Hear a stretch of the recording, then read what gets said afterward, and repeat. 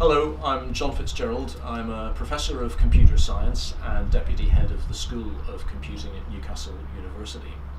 I'm standing here on a wet Wednesday afternoon in February on Science Central, which is the new part of our university campus to the west of the existing campus, to give this in the first of a series of vlogs telling you about the Urban Sciences building, which is the large structure you can see being built behind me.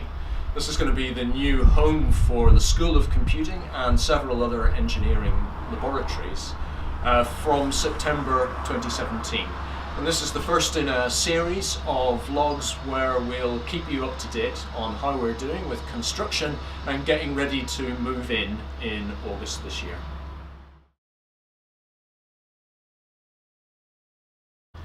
So the building is a major investment by the university. It's one of its biggest building projects in its history.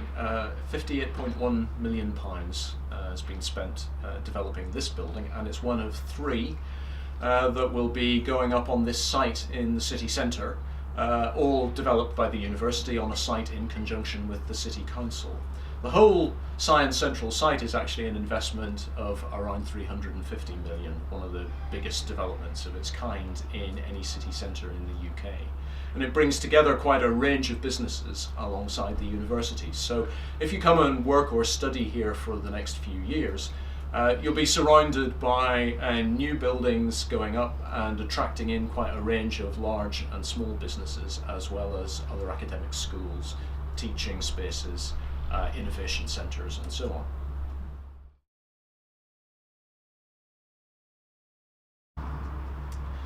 The School of Computing Science at Newcastle University is one of the longest established in the UK. In fact, it's 60 years old this year.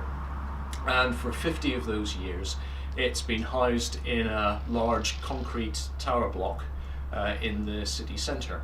Now, that was a great building in the 1960s for housing the sorts of computers you had then, big grey or blue boxes that had to be kept in specially controlled atmospheric conditions in the basement.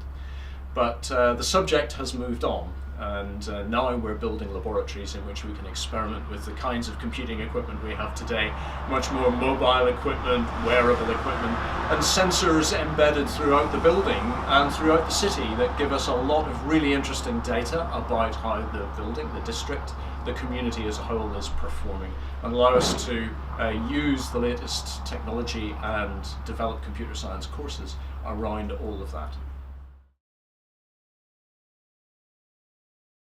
This building's very different from our old one. The old building had a large number of relatively small spaces, so that as a student you could find yourself in quite small, quite confined surroundings, especially for your laboratory classes or your lectures. This building has much more in the way of open areas, much more flexible and reconfigurable space, so we're able to hold all sorts of classes, all kinds of events and so forth in the building. So we've got, for example, a purpose-built event space that's going to be used not just by the school but also by the Students' Union and a range of different organisations for events day and night.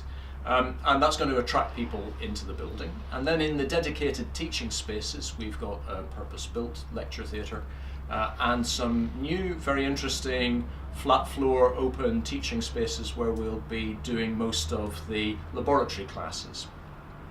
For postgraduate students, we continue to have your own desk, your own machine and your own sort of home within the building. Now, aside from all of that, we've tried to design the building so there's quite a wide range of little spaces, nooks and crannies where you can get a bit of peace and quiet if you want to concentrate on a piece of work. And there are some special areas that are designed for group working as well, of which there's quite a bit in our curriculum.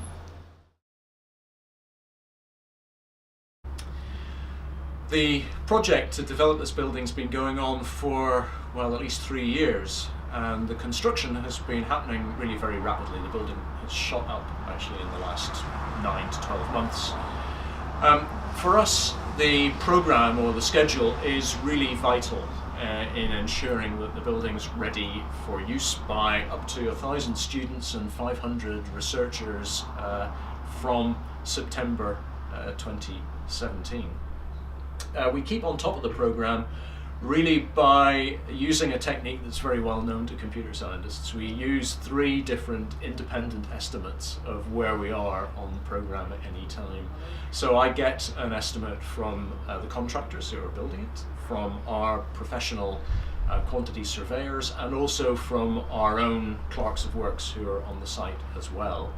And actually all of those are quite unanimous at the moment, and we're on schedule to open the building for us to move in from early August this year, and then we should be all set to welcome everybody into the building on the 25th of September.